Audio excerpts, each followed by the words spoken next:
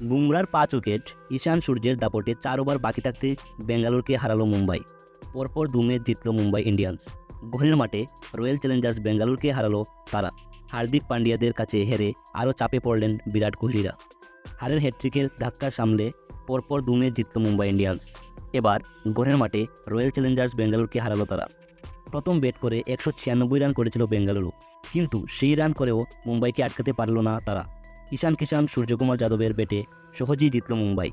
এই জয়ের ফলে প্লে অফের লড়াইয়ে ফিরে এলো হার্দিকেরা। অন্যদিকে 6 ম্যাচের মধ্যে 5টিতে হেরে চাপ আরও বাড়ল কোহলিদের উপর।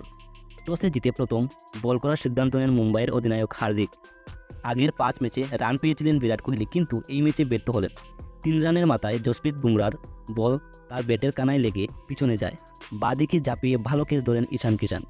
আইপিএল অভিষেকে 3 নম্বরে নেমে শুরুটা ভালো করলেও বেশিক্ষণ খেলতে পারেননি উইল জ্যাক্স। 8 রান করে আকাশ মদওয়ালের বলে আউট হয়ে ফেরেন তিনি। বেঙ্গালুরুর ইনিংস টানেন অধিনায়ক ফাফ ডু প্লেসি ও রজত পাটিদার।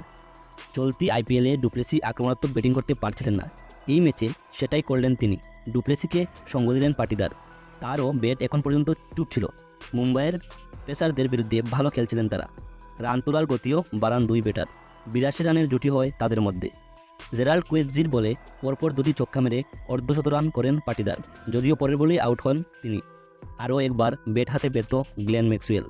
শ্রেয়স গোপালের বলে 0 রানে ফেরেন তিনি। 4 উইকেট হারিয়ে চাপে পড়ে যায় বেঙ্গালুরু। সেখান থেকে দলকে টেনে তুলেন ডু প্লেসি ও দীনেশ কার্তিক। বেঙ্গালুরুর অধিনায়কও অর্ধশত রান করেন। তারপরে অবশ্যই বেশিক্ষণ খেলতে পারেননি তিনি। 40 বলে 61 রান করে বুমরার বলে ফেরেন তিনি। বুমরা বুঝিয়ে দিলেন কেন তাকে টি-20তে এত গুরুত্ব দেওয়া হয়। গতি ও লেন্থের হেরফের করে ব্যাটারদের সমস্যায় ফেলেন তিনি। কোন ব্যাটার তার বলে মারতে পারেনি। 2 বার হ্যাট্রিকের সুযোগ পেয়েছিলেন বুমরা।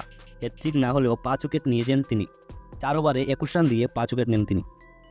দেখে মনে হচ্ছিল 170 রানও পার করতে পারবে না বেঙ্গালুরু, কিন্তু শেষ দিকে কার্তিক জড়ো ইনিংস খেলেন। মাত্র 23 বলে 53 রান করেন তিনি। কার্তিকের ব্যাটে 20 ওভার শেষে 8 উইকেট হারিয়ে 196 রান করে বেঙ্গালুরু। জবাবে রান তাড়া করতে নেমে বিধ্বংসী ব্যাট করা শুরু করেন ঈশান কিষান। প্রথম থেকেই বড় শট খেলেছিলেন তিনি। বিশেষ করে মোহাম্মদ সিরাজ ও গ্লেন ম্যাক্সওয়েলকে নিশানা করেন তিনি। সিরাজ 1 ওভারে 23 রান দেন, ম্যাক্সওয়েল দেন 17 রান। পাওয়ার প্লের মধ্যেই মাত্র 23 বলে অর্ধশত রান করেন ঈশান। প্রথম 6 ওভারে 72 রান করে মুম্বাই।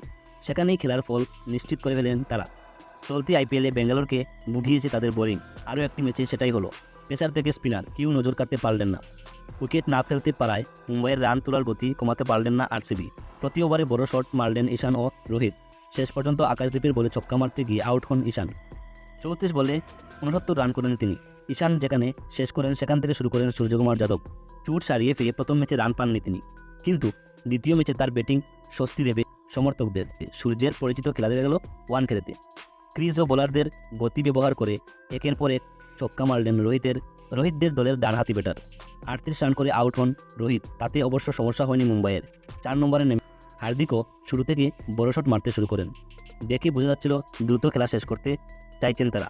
নেট রান রেট মাথায় ছিল মুম্বাইয়ের ব্যাটারদের। শিশির পড়ায় বোলারদের কাজও আরও কঠিন হয়ে যায়। মাত্র 17 বলে অর্ধশত রান করেন সূর্য। শেষ পর্যন্ত 27 বল বাকি থাকতে 7 উইকেটে ম্যাচ জিতে যায় মুম্বাই ইন্ডিয়ান্স।